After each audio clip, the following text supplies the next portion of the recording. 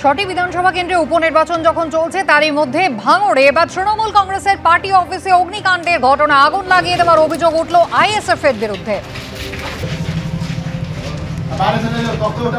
ভাঙড়ের চালতাপেড়িয়া অঞ্চলের 141 নম্বর বুথে কৃষ্ণমাটি এলাকার ঘটনা। পার্টি অফিসে থাকা সমস্ত সামগ্রী পুড়ে গিয়েছে, অভিযোগ ভিত্তিহীন, ঘটনার সঙ্গে তাদের কোনো যোগ নেই দাবি করছে আইএসএফ।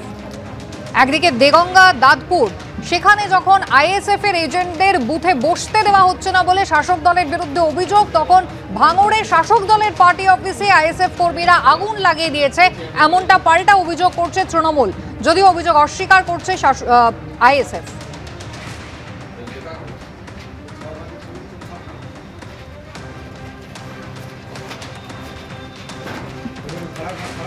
বিক্ষিপ্ত অশান্তির খবর যেমন ছটি বিধানসভা উপনির্বাচনকে কেন্দ্র করে আসছে, তার পাশাপাশি ভাঙড়, সেখানে কিন্তু শাসক দলের পার্টি অফিসে আগুন লাগিয়ে দেওয়া হয়েছে, এমনটাই অভিযোগ। প্রচুর সামগ্রী ছিল যা একেবারে আগুনে দগ্ধ হয়ে গিয়েছে শাসক দল, এমনটা অভিযোগ করছে। অভিযোগের তীর আইএসএফ এর দিকে। হাড়োয়া বিধানসভা কেন্দ্রের উপনির্বাচন শুরু হয়ে গেছে, 2 ঘন্টা অতিবাহিত হয়ে গেছে, বিভিন্ন জায়গা থেকে বিক্ষিপ্ত ঘটনার খবর আসছে।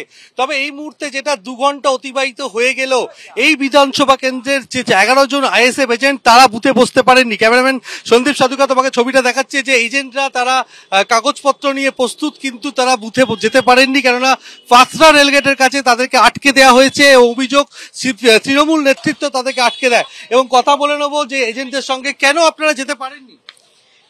যেতে পারিনি, ওরা রাস্তায় রাস্তায় সব গুন্ডা বাহিনী, আসের আলী সব গুন্ডা বসিয়ে রেখে দিয়েছে। আমরা পার হবো কি করে? কোথায় আটকেছে আপনাদের? আমাদের পাথরা রেলগেটের ওইদিকে পার। মানে আপনারা সেম একই। আমরা এখন চাই প্রতিটা এজেন্ট যেন 11টা এজেন্টই প্রতিটা বুথে বসতে পারে আর সুরক্ষিতভাবে যেতে পারে বা বাড়িতে সবাই ফিরতে পারে। আইএসএফ প্রার্থী পিয়ারুল ইসলামকে সমর্থন জানিয়েছেন বাম নেতৃত্ব, এবং বাম নেতৃত্বের মধ্যে সিপিএম এর জেলা সম্পাদক মণ্ডলীর সদস্য আহমেদ আলী খান, তিনি খবর পেয়ে ছুটে এসেছেন।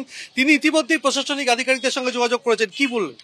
প্রশাসন থেকে প্রথমত হচ্ছে শাসন থানার আইসির সঙ্গে কথা বললেন, উনি বললেন যে ওরা যেখানে দাঁড়িয়ে রয়েছে এটা আমার জুরিডিকশনের মধ্যে না। যে আপনার দায়িত্ব আছে, আপনার থানার অভ্যন্তরে পোলিং এজেন্ট, তারা ভোটার, তারা এলাকায় ঢুকতে পারছে না, তাহলে আপনি আপনার ঊর্ধ্বতন কর্তৃপক্ষের সঙ্গে কথা বলুন। এবং এখান থেকে 11 জন এরা পোলিং এজেন্ট, এরা যেতে পারছে না।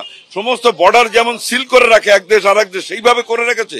এবং তার হাড়োয়া বিধানসভার অন্তত ½ কিলোমিটার আগে থেকে সমস্ত গুন্ডা বাহিনী বসে রয়েছে, কাল সারা রাত তাণ্ডব করেছে। কিছুক্ষণ আগে কদম্বগাছি পুলিশ ফাঁড়ি থেকে পুলিশ কর্মীরা এসছেন এবং তারা কথা বলবেন, এবং যেটা সিপিএম নেতা জানালেন আহমেদ আলী খান, তিনি পুলিশের সঙ্গে যোগাযোগ করেছিলেন। এবং এই মুহূর্তে কদম্বগাছি পুলিশ ফাঁড়ি থেকে আধিকারিকরা এসছেন। আপনারা দেখছেন পুলিশ এসছে, কি বলবেন? পুলিশকে জানানো হয়েছে, পুলিশ বলছে কথা বলি আমরা শাসন থানার সাথে, আমি জানাচ্ছি।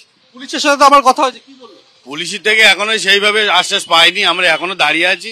আমাদেরকে যেভাবে নিয়ে যাক, আমরা বুথে বসি, আমরা ভোটটা করাই, এটাই পুলিশ প্রশাসনের কাছে আশ্বাস। যেভাবেই হোক ভোটটা করাতে চাইছেন আইএসএফ এজেন্টরা, এবং পুলিশ যদিও এসছে, কিন্তু এখনো পর্যন্ত তাদের বক্তব্য, তাদের তরফ থেকে কোনো ইতিবাচক সাড়া তারা এখনো পাননি। সেই কারণে তারা এখনো অপেক্ষায় রয়েছেন। নিরাপত্তার ব্যবস্থা সুনিশ্চিত করলেই তবেই তারা বুথের দিকে যেতে পারবেন, এমনটাই জানাচ্ছেন আইএসএফ এর এজেন্টরা।